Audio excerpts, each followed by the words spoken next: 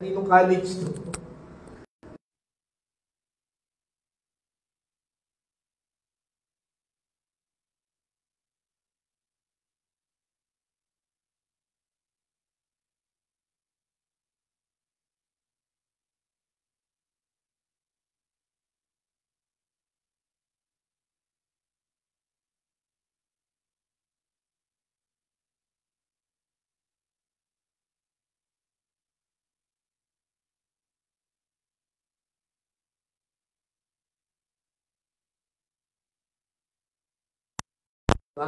Sa school nga namin, sa Mindoro, Adriatico Memorial School. So yun yung kaisa-isang bayani daw na galing Mindoro, no? Si Macario Adriatico. Okay? So para maalala. Pero nakakalungkot sa mga structures na ito, no? Ay hindi sila pangmatagalan. No? Darating ang time no, na masisira itong mga structures na to. No, katulad na nito, dati Roosevelt Station ito. Pero dahil sa may naging mas sikat na dapat i-recognize, pinalitan na Fernando Po Jr. Alam niyo po, doon sa amin sa Calapad, sa Camilmil, taga-Camilmil ako, Pedro Villar Street. Nung namatay ang tatay ko, ang sabi ng mga barangay, yung barangay chairman, baka gusto niyong ipalit yung palitan yung street ng pangalan ng tatay nyo. No? Sabi ko, naku, yan ang magtibay. Kaya magtibay street. So parang hindi kami pumayag. Pero nagkaroon ng ganong suggestion. No? Na ipangalan sa tatay ko, yung street namin. No? Isang malaking karangalan pagka nakita mo yung, yung apelido mo o pangalan mo na nakalagay sa semento o kaya sa pader, no? In memory of someone or in memory of you. Kaya lang nga, ang nakakalungkot, paglipas ng panahon, pag nalimutan ka na, o kaya pagka may lindol o isang kalamidad na dumating at tawasak yun, no? Pag itinayo ulit yun, minsan ay iba na yung ipinapangalan. Kasi nga, sabi nga nila, ay there is nothing permanent in this world. No? Pero alam niyo ba, mga kapatid, ngayong umaga, sa muling pagbabalik ng Panginoon, pagka ginunaw na niya itong old earth, no? At nag-create na siya ng new earth and new heaven, pagbaba ng New Jerusalem, no? Merong 24 names doon na nakalagay na kailanman hindi na yun mawawala. It will stay, it will remain forever. No? Ang sabi dito sa Revelation chapter 21 verses 10 to 14, "And he carried me away in the spirit to a mountain, great and high, and showed me the holy city, Jerusalem, coming down out of heaven from God. It showed me the glory of God, and its brilliance was like that of a very precious jewel, like a jasper, clear as crystal. It had a great high wall with 12 gates, and with 12 angels at the gates. On the gates were written the names of the 12 tribes of Israel. There were 3 gates, and on the east, 3 on the north, 3 on the south, and 3 on the west. The wall of the city had 12 foundations, and on them were the names of the 12 apostles of the Lamb."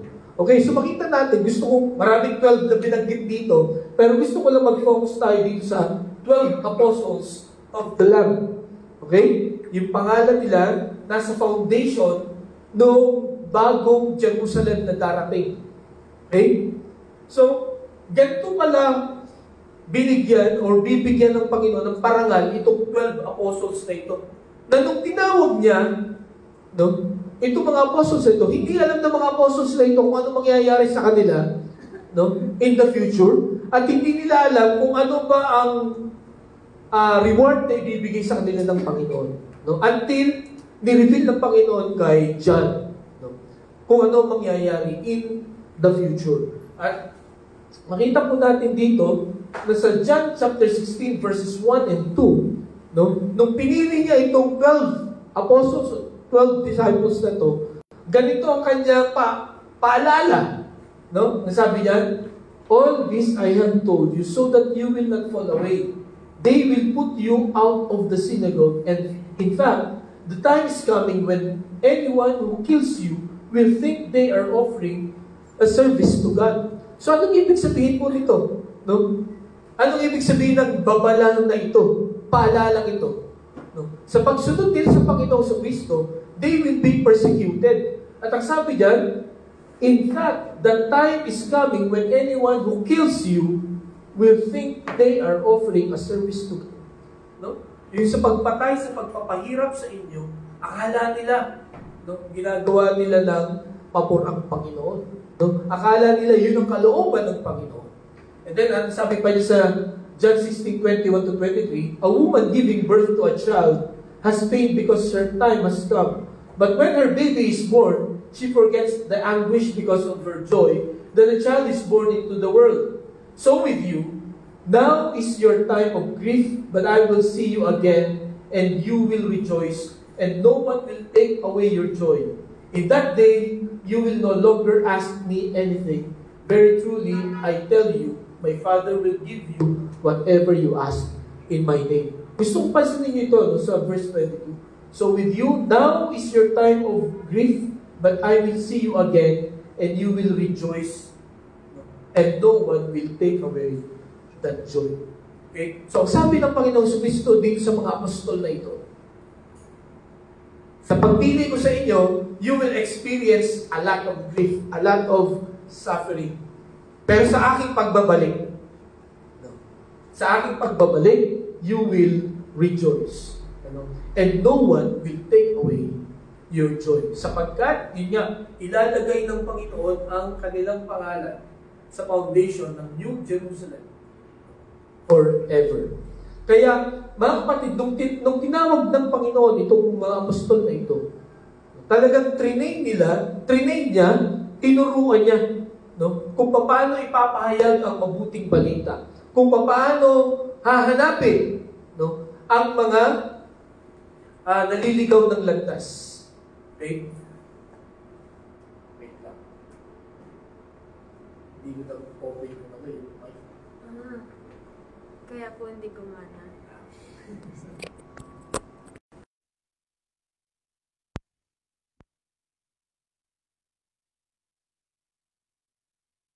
Ang makikita natin, pumili siya ng 12 no, para ituloy kung ano yung misyon ng Panginoon no, nung pumunta siya dito sa lupa. No, para ipahayag, para hanapin ang mga naliligaw ng landas, para ipahayag ang mabuting balita. Okay? So, for the past 3 Sundays na, ay pinag-uusapan po natin yung the power in numbers. No? Maraming mga numero dito sa Biblia na iniligay ng Panginoon para makita natin, no, na ang mga numbers na ito ay hindi sinulat para lang may maisulat. Kundi isinulat po ito para magpaalaala sa atin kung ano ba ang mensahe ng Panginoon sa bawat isa. Nakita natin nung first Sunday na dapat nating sambahin ay ang isang Diyos lang. Okay? Second, the fourth man, no, sa panahon po ng kapighatian, sa panahon ng mga problema, no, sa panahon na parang wala na tayong pag-asa sa buhay, there is always the fourth man. Sino yung fourth man na yun?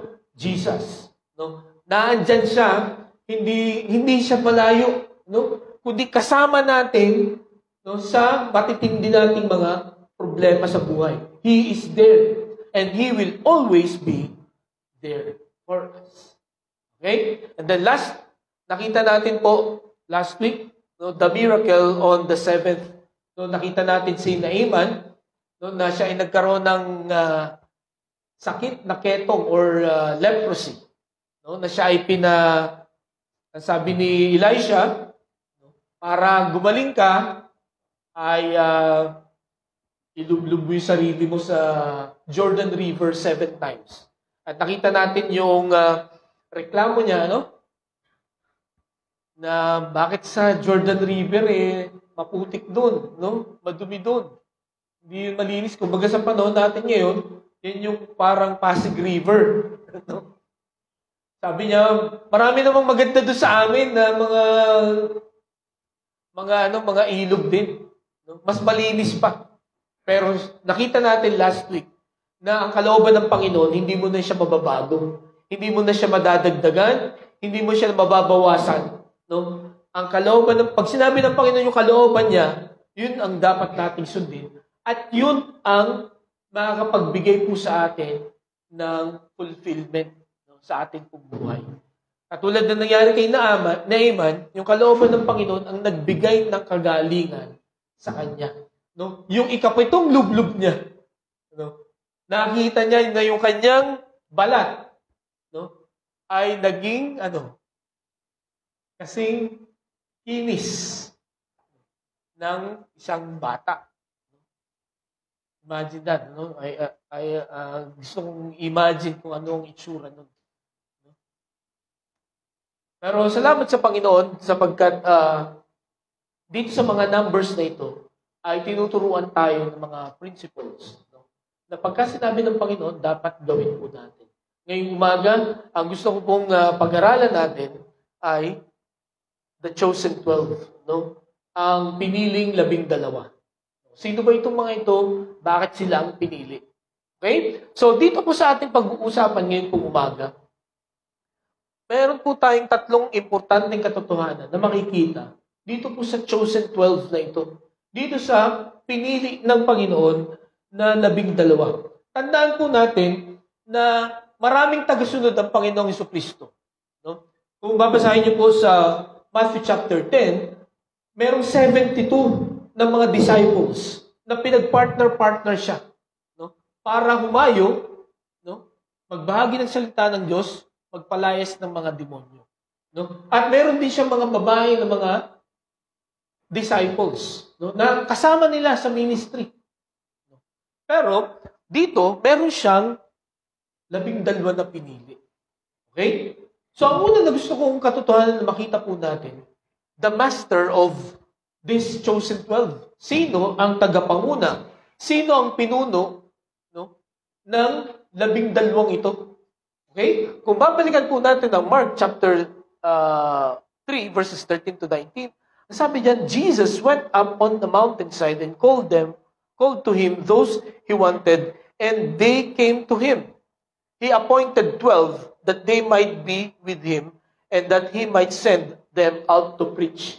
Okay, so out of 72 or maybe more than, tumawag siya ng 12.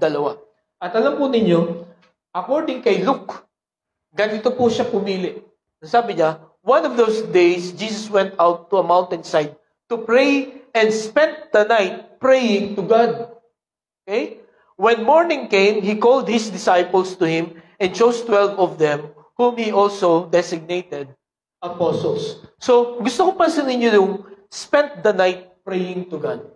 Their master spent the night praying to God kung sino ba itong composition ng 12. Natuturuan niya na mangaral at magpalayas ng demonyo. Gaano katagal siya nag-pray? Isang oras? 30 minutes. He spent the night. No? Overnight. Pinag-pray niya ng maigi. No? Talagang hiningi niya sa Panginoon kung sino-sino, no, itong mga pipili niya na maging apostol. At alam po ninyo, kung papapansin ninyo, every time na mababasa natin na nagpe-pray ang Panginoon overnight or longer, no, ito yung bago siya magdesisyon.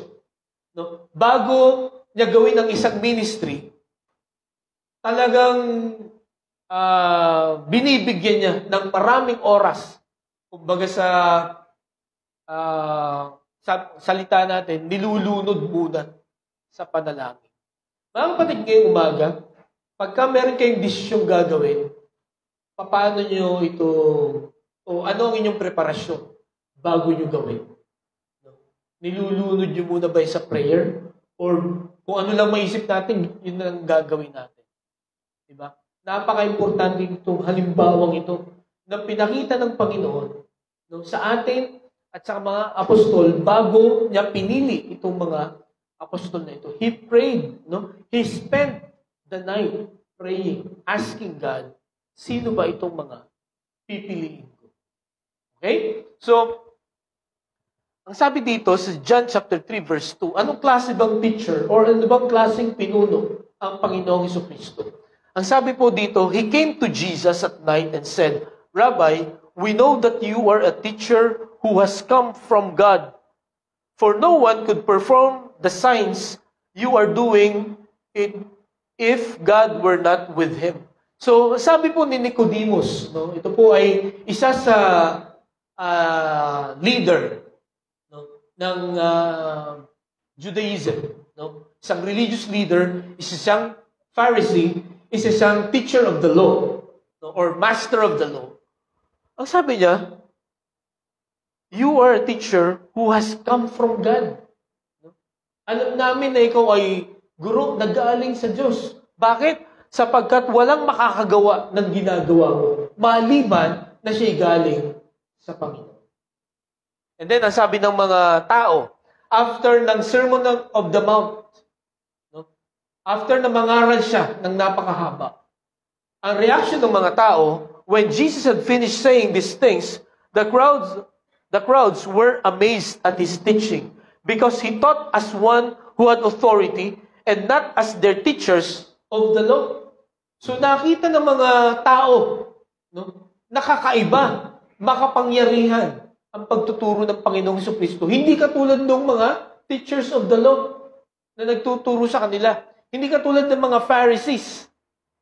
Nalala ko po noong ako ay high school. May naging teacher kami sa Pilipino. Substitute lang siya. Ang galing niya magturo. Ang galing niya magturo. Believe kami kasi memorize niya yung pages ng libro. Kung pang ilang paragraph. So tinanong namin, Sir, bakit ganyan kayo kagaling?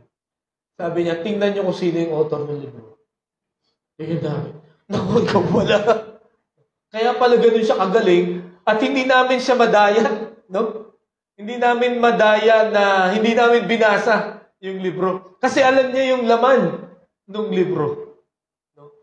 Pagka ikaw ang nag-create nun, very authoritative ang iyong pagtuturo. At ganun ang Panginoong Jesucristo. Yun ang na-experience ng lahat ng nakarinig sa Kanya. So this master of these 12, he's prayerful, at meron siyang, o magaling siya na, guro. He is greater than everyone. Yung kanyang pagiging guro. Okay? At alam niyo mga kapatid, ito pong salita na atin pong pinag-aaralan niyo. Ito po ay buhay, ito po ay turo ng Panginoong Jesucristo. Ito po ay binigay niya sa atin, para ituro sa atin kung anong dapat nating gawin everyday. Lalo na sa mga sitwasyon na hindi natin alam kung anong gagawin natin. Lalo na pagka ang direksyon ng buhay natin ay parang nasa dead end na tayo. Parang what's next? Hindi natin alam kung anong gagawin natin. Napakahalaga po na konsultahin natin lagi ang Biblia. Sapagkat dito po sa turo ng Panginoon, makikita po natin yung tamang direksyon.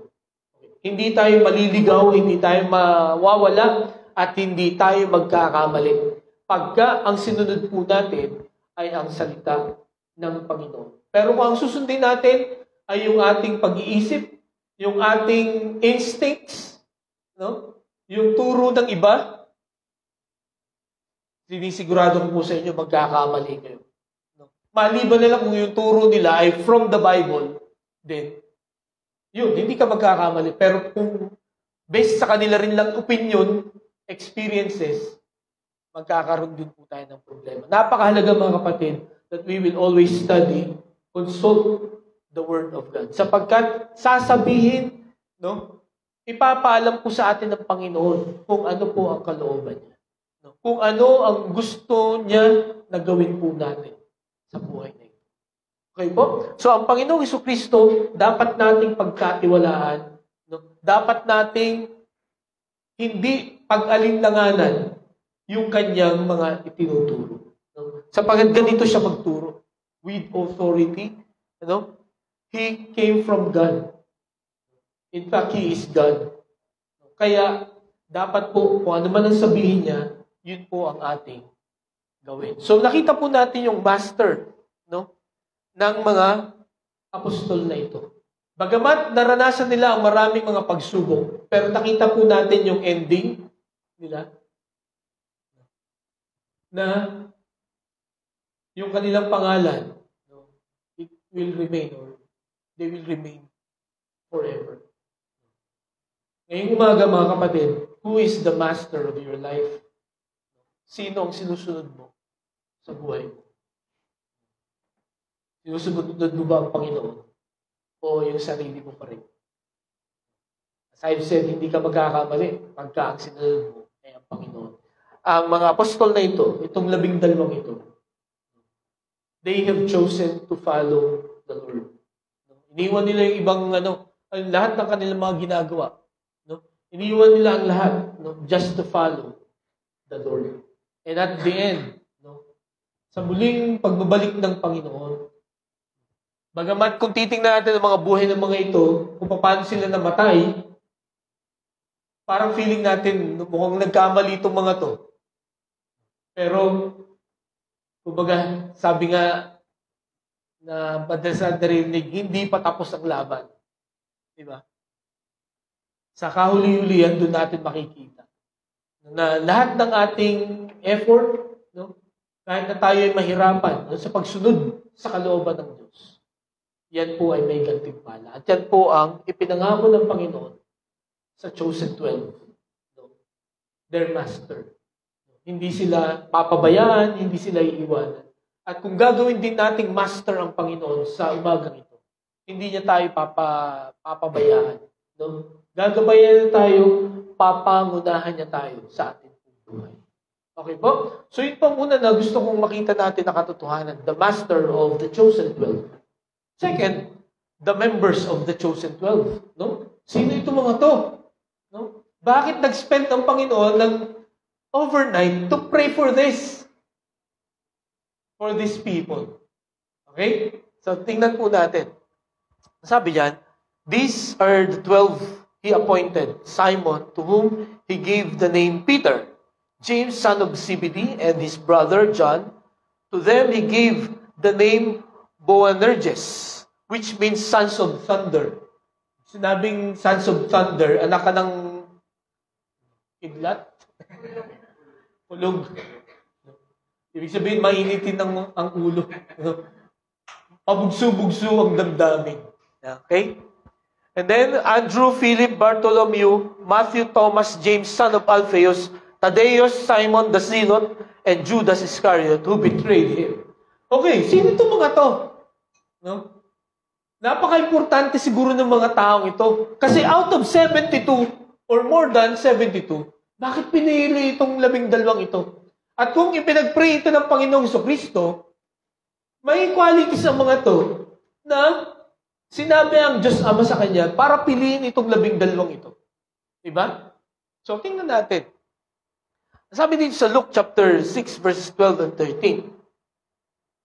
One of those days, Jesus went out to the mountainside to pray and spent the night praying to God. When morning came, he called his disciples to him and chose 12 of them, whom he also designated apostles. So during that time, no, pagkatapos yung manalangin nung umaga, no, sa isang bundok, kasama niya yung kanyang mga disciples. Hindi ko alam kung ito yung 72, no? Pero out of that 72, yun nga, tumawag siya ng, out of these disciples, tumawag siya ng 12 apostles. Ano bang difference ng disciple at saka ng apostle? May idea ba kayo? Okay, ang ibig sabihin ng disciple ay learner or student. O estudyante. Tinuturuan. Okay? Ang ibig sabihin ng apostle ay sent out ones. Mga sinugo. Okay? Mga representatives. Yan po ang ibig sabihin ng apostles. And by the way, gusto ko pong makita natin yung kakaibang ginawa dito ng Panginoong Jesucristo. Noong unang panahon, ang practice po ng sa pag-aaral ng mga tao ay yung mga matatalino yung mga mayayaman lang ang nakakapag-aral ng mataas. Kumbaga, nakaka-college, nakakapasok sa university, nakakapag-masteral. Yung mga mayayaman lang, at saka yung mga sikat. At ang mga mayayaman lang ng mga estudyante, ang may karapatan na turuan ng mga magagaling na teachers. Okay? At makikita rin natin dito, ang mga estudyante ang lumalapit sa kanilang teacher para turuan sila. Sila yung nakikiusap, sila yung nagmamakaawa, turuan niyo po. Okay? Pero ito, ibang ginawa ng Panginoon sa Kristo. Siya ang naghanap at siya ang nagturo. Okay? At sino yung kanyang mga tinuruan? Okay. Siguro, bago ko sabihin yun, bakit 12? Bakit hindi 13? Okay, bakit hindi 11? Okay, bakit hindi 7? Bakit 12? So ito po ang pinakamalapit na sagot. Bakit 12 apostles? Sabi diyan, basahin nga po natin. Ready? Begin.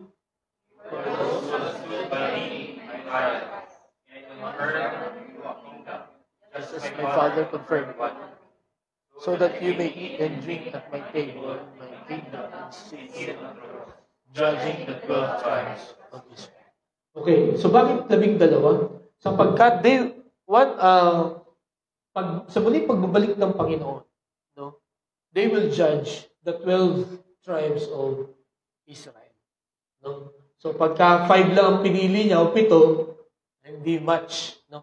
Pero based po sa mga Bible scholars, kasi kung titingnan niyo po yung 12 tribes of Israel ngayon, wala na yung 12. Na dadalo na lang natitira ngayon. Yung tribe of Judah na lang at saka Benjamin. Yun na lang natira. Yung 10, nawala na, namatay ng lahat yun, na-annihilate na. Nung panahon pa ni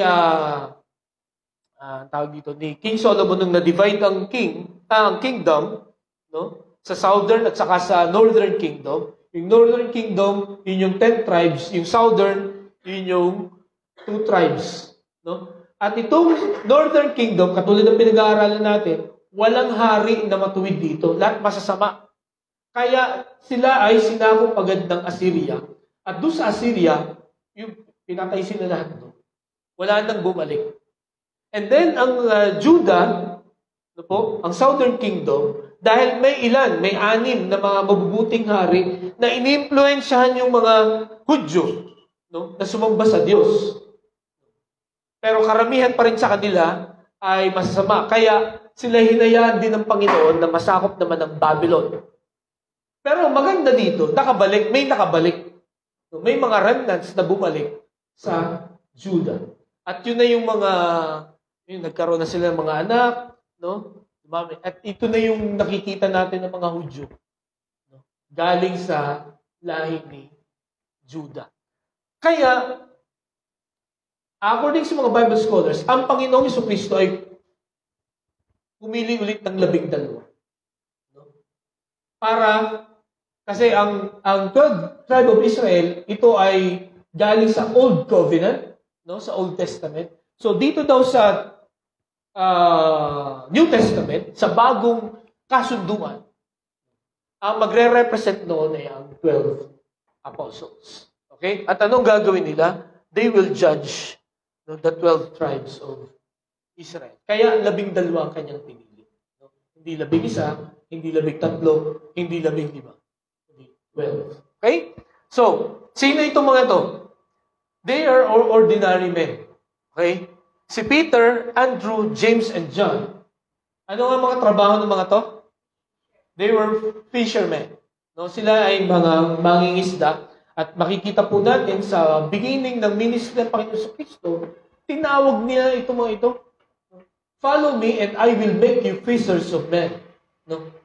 Not fishers of fish, no? But fishers of men.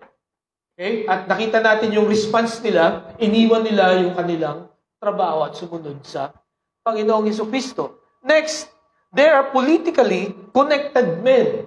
No? May connection yung iba sa politika. Si Matthew, alam niyo ba ang trabaho ni Matthew?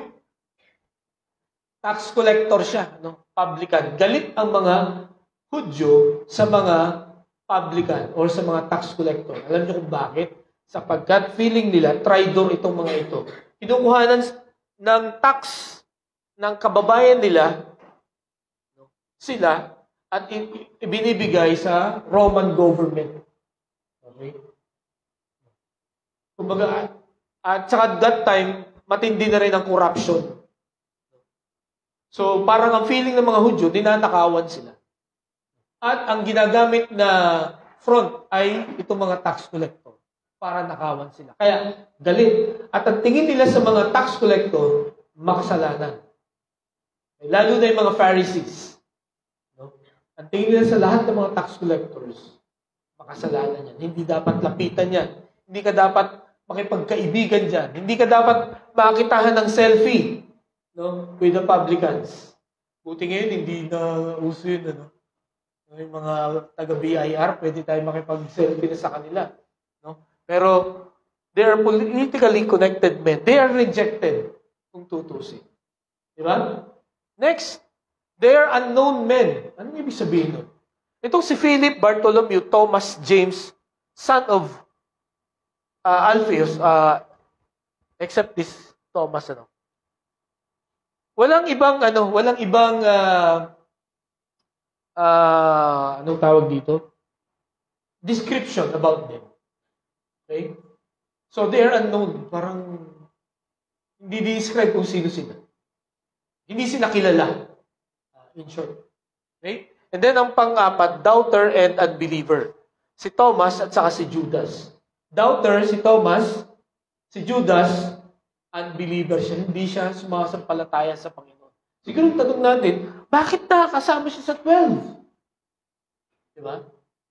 Nakita po natin, kung babasahin natin, kalooban ng Diyos na mapasama siya, sapagkat meron siyang gagawing bahagi. Nakakalungkot lang yung part niya. No? Pero, yun ang kalooban ng Panginoon. Siya ang magbibitray sa Panginoong Hesukristo. Okay. Suriin natin to, no? Are these men perfect? Hindi sila perfecto, no? In fact, they are not even above average men. Di ba? Most of them are below average. Pero bakit ito pinili ng Panginoon? Out of the 72 disciples. Alam niyo po, these people represents, no, ang mga tinawag ng Panginoon hanggang ngayon. No? Ang tinawag niya na maglingkod sa Kanya hanggang ngayon. No? Mga ordinaryong tao. No? Mga rejected na tao sa lipunan. No? Mga hindi kilalang mga tao. Mga tao na hindi nakakakilala, na nagdududa sa Kanya. At maging yung mga hindi mananampalataya ay tinatawag niya para makakilala din sa Panginoon. Diba? Kaya mga kapatid, ngayong umaga, may times na parang sinasabi natin, hindi ako karapat-dapat, no, na maging bahagi ng kaharian ng Panginoon. Marahil may mga times na naisip natin na hindi ako karapat-dapat na maglingkod sa Panginoon. Pero through this, kung titingnan natin mga kapatid, wala siyang piniling sikat dito. No? Wala siyang pinili na sobrang yaman. Wala siyang pinili na extraordinary na tao. Wala siyang pinili dito na government official. Diba? By the way, itong si Simon the Zealot, ano siya? Ang ibig sabihin ng Zealot ay grupo yon na anong tawag? Parang KKK, no? Parang si Andres Bonifacio. No? Itong samahan na ito ay tinayo para labanan, no, ang Roman Empire, no? At para ipagtanggol ang mga Hudyo. Okay. So, makita natin dito, no, na ito ang composition ng 12 na pinili ng Panginoong Jesucristo.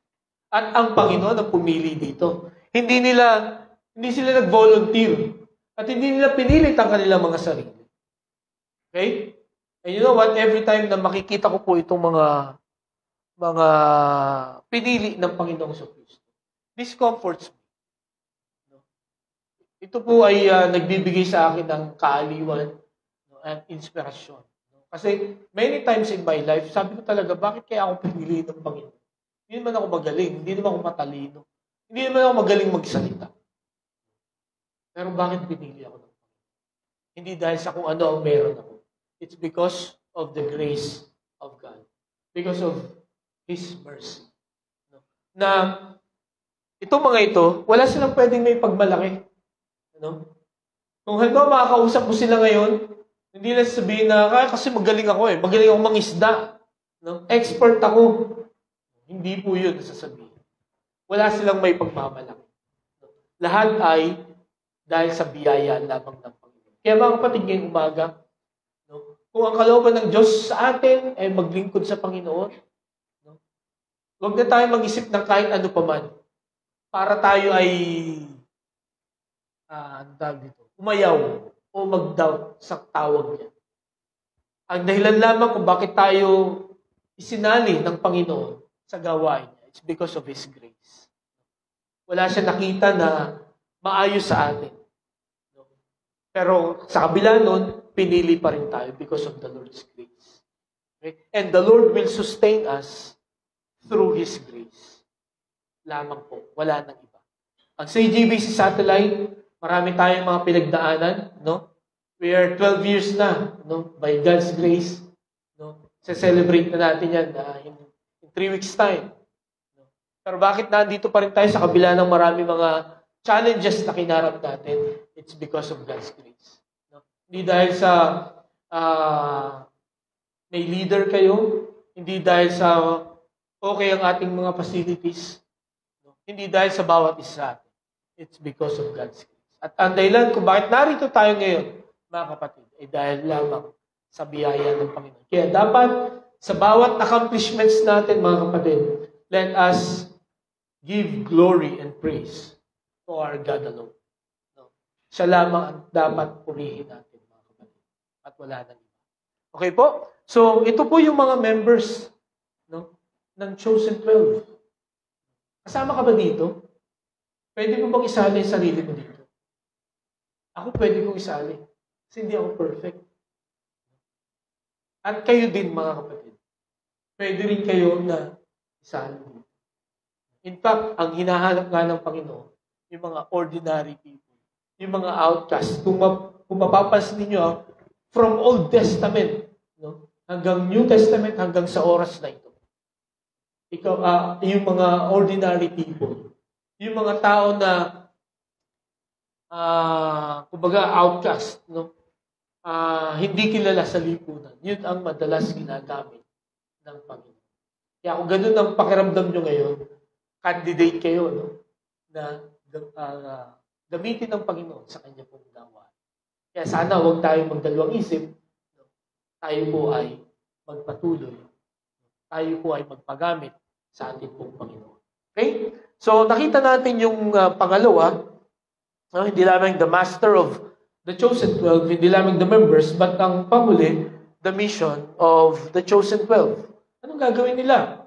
Okay? So, nakita natin, ang sabi dito, He appointed 12 that they might be with Him and that He might send them out to preach and to have authority to drive out demons.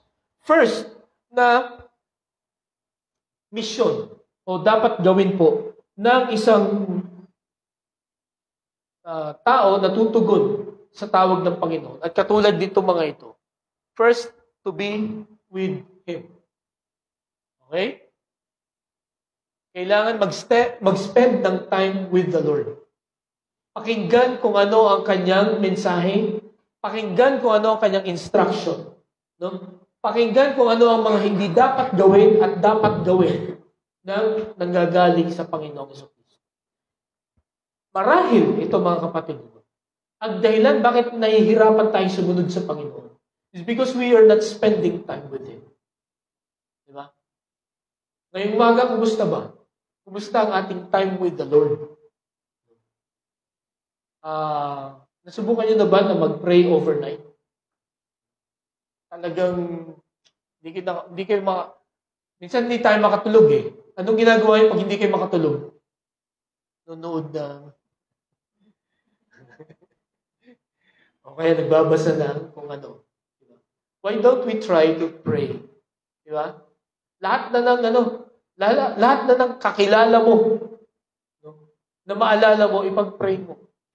Naalala ko yung aking wife, pagka nagigising ng madaling araw, 2:00, nagpe-pray na siya. Pinagpe-pray na niya kung sino-sino ang maisip. Okay? At marirealize niya, yung mga pinagpe-pray niya, may mga mabibigat palang mga problema. Kaya pala ginigising daw siya ng Panginoon to pray for them. Okay?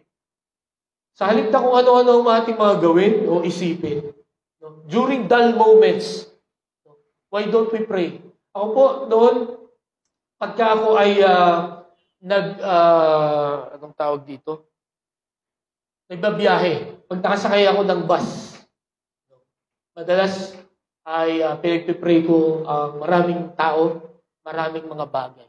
At sa totoo lang po, karamihan ng mga nasi-share ko po na messages na dumadating po yun habang ako ay nagbabiyahe, habang ako ay nagdadrive. Kasi that time, talagang nagpe-pray ako sa Panginoon at doon pumapasok yung mga ideas. Yung mga gustong ipasabi sa akin ng Panginoon. Pero huwag kayong mag-alala, pagka ako ay nagpe-pray sa daan, habang nagdadrive, gulat ako. Pero mga kapatid, ito po ang gusto kong makita natin. We need to spend time with God, with the Lord. Para makita talaga natin ano bang plano niya sa buhay natin. Pag hindi niyo pa makita, baka kailangan niyo pa ng time. Di ba? Talagang kasi ang hirap gawin ng isang bagay pagka hindi ka sigurado kung yun ang gusto ng Panginoon. Nung ako po ay nagpastor, 4 years kong pinag-pray yun. Kasi tinatawanan ako sa amin. Sabi nga ni Brother JJ kanina, 12 years old, between 12 and 13 years old, doon ko narinig, doon ko naramdaman yung tawag ng Panginoon sa akin. At nung sinabi ko yun sa tatay ko, tumawa siya. Sabi niya, talaga? Gusto mo magpastor, ha? Ganun yung tawang nakakainis. Tapos pinapakilala niya ako sa mga kaibigan niya na, yan, anak kong yan, magpapastor yan. Ganun, may ganun. Then, nung nag-second year, third year na ako, sabi nung mga parents ko, ano ba talagang gusto mong kunin? Magpapastor ko. Talaga, doon na sila nag-start na magalit sa akin. Ayaw na nila. Hanggang nung fourth year ako, ayaw na nila. Pinapaalis na ako sa bahay. Pero pinag-pray ko talaga, sabi ko, Lord, kung kalooban mo talaga ako magpastor, sana ay pumayag sila. At suportahan nila ako. Na during that time, imposible talaga na mangyari. But God answered my prayer. Doon ko na-confirm na talagang tinawag ako ng Panginoon. At every time na nagda-doubt ako, every time na parang gusto ko na mag-quit sa pagpapastor, naalala ko yun, yung time na yun. Gaano katindi yung pagpipray ko at paano klaro na sinagot ng Panginoon yung aking prayer. At every time na binabalikan ko yun, lumalakas ulit. So, napakahalaga po ng oras natin para sa Panginoon. Alam niyo, when we spend time with God, napakadali na nung sunod. No? That He might send them out to preach. No? And to have authority to drive out demons. No? Una, gusto ko makita natin dito, real po ang mga demons. No? Hindi po ito katang-isip. Hindi po ito nakikita lang natin sa TV. No? Ang mga demons po, ito yung mga tauhan ni Satanas. At ang goal nila is to disturb us, no? To deceive us. Okay? So, ang dahilan, bakit pumili ang Panginoon ng 12? No? Para ipahayag ang mabuting balita. At during that time, ang dami mga demon-possessed. Binigyan sila ng authority, itong 12 na ito, para palayasin ang mga demonyo. At alam niyo mo mga kapatid, when we spend time with God, no, with the Lord, God has given us also the power to do it, to preach the word and to drive out demons. We have the authority. Okay? Pero tandaan po natin ito. Hindi sa power natin, no, hindi sa galing natin, mapapalayas natin ang demonyo. Kundi through the power of the Lord Jesus Christ. Hello. Okay? Kaya huwag tayo maggaling-galingan minsan. No? Kailangan, we need to spend time with the Lord. Lalo na pagka meron demon possessed. We need to spend time with God first. Bago tayo matapos. Okay? So, ito po, we need to preach the word. Magkakaroon po tayo ng lakas ng loob. No? Magkakaroon po tayo ng wisdom, no? Words to say. Kung lagi po tayong nakikipag-usap sa ating pong Panginoon. Makikita po natin sa kanyang salita. Kaya tandaan niyo po ito kung kayo ay may takot pa rin hanggang ngayon. Kung parang nabubulol pa rin kayo. No? Kung parang nahihiya pa rin kayo. To share the word of God. To share the gospel. I encourage you this morning. Spend more time with God. Yun ang kailangan po natin mga kapatid. Kasi in that way, mapapalakas niya tayo. Matuturuan niya tayo kung anong dapat natin gawin. Okay, so nakita po natin yung mission. No? At as I close, alam niyo po ba kung ito po sa Israel?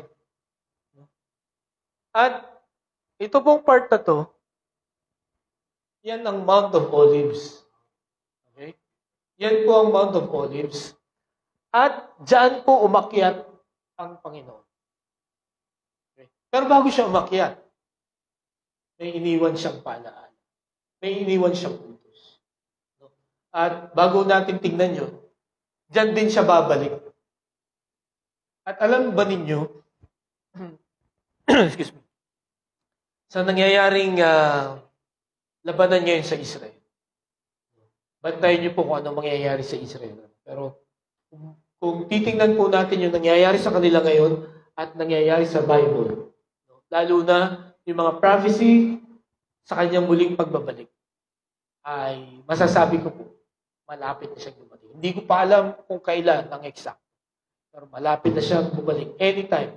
Sino mag-aakala na sasabog ng ang ganitong kaguluhan? So, 2 weeks ago, no, naatakihin ng Hamas ang Southern Israel. Nananahimik ang Israel, kaya nga nagulat sila. Diba? Bantayan niyo to, ha? Pagka nagtulong-tulong na ang mga bansa para labanan ng Israel, siguro, mga ilang araw na lang darating ng Panginoon. Ito pang isa. Pagka yung Dome of the Rock, no, yung mosque sa Jerusalem, nawasak na yun. Pagka may, hindi ko alam kung gano'n ang mangyayari, na mayroong missile from Gaza or from Palestine na maligaw at tumama doon sa Dome of the Rock.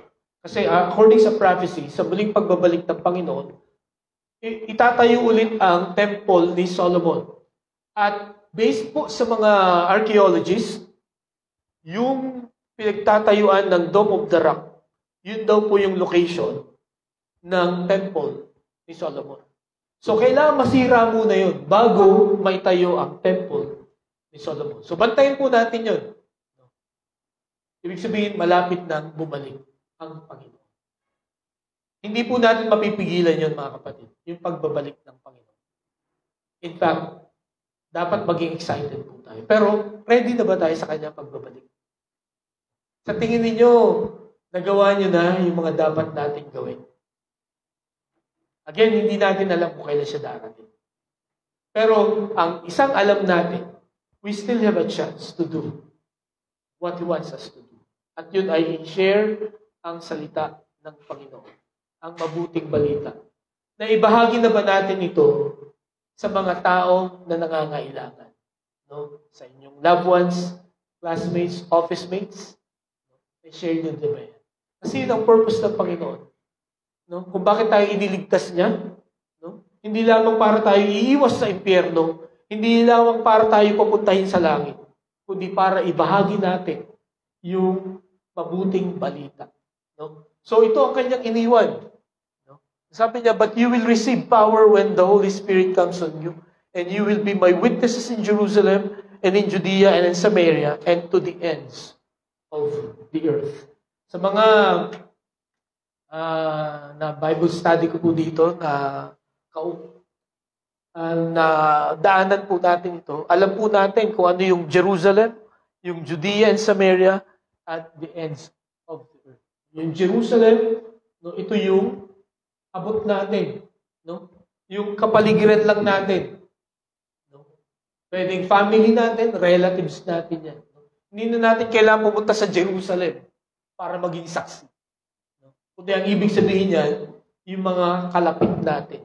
Mga kapatid, isi-share lang natin yung mabuting balita. No? Yung nangyari sa atin.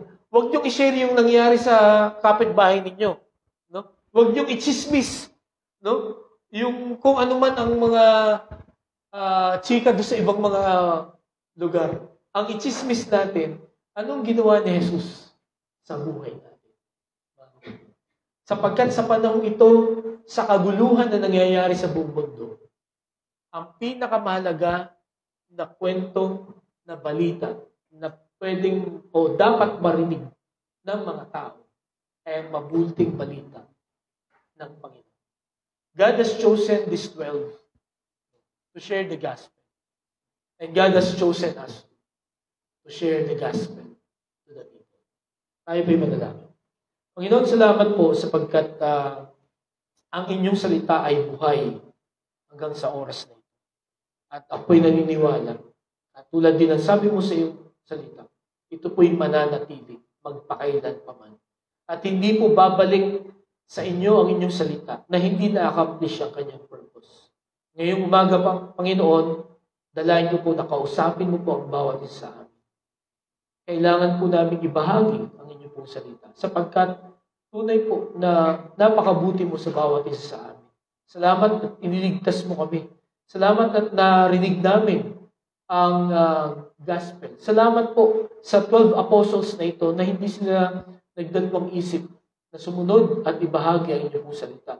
Salamat sa mga tao na tumugon sa tawag mo para ibahagi sa amin ang mabuting balita. Kaya Panginoon, kami rin, bigyan mo kami ng lakas ng loob to share your word, to share the gospel, to share the good news to others. Nawa, Panginoon, ang mga salita mong ito ay pagpalain mo po sa buhay namin. Lalo na sa isang linggo na dadaan po sa buhay namin at sa mga susunod pa. Ito ang aming dalangin sa pangalan ni Jesus. Amen.